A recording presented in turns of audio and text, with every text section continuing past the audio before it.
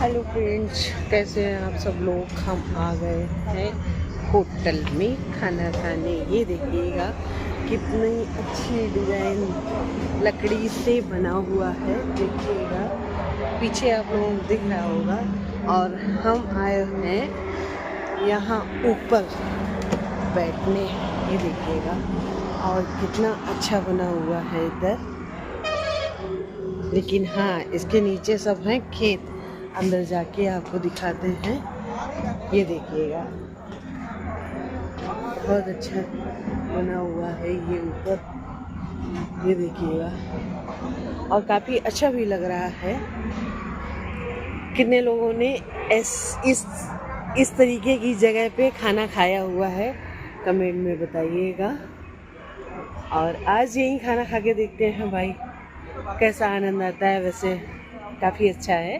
बाकी राधे राधे, जय माता दी।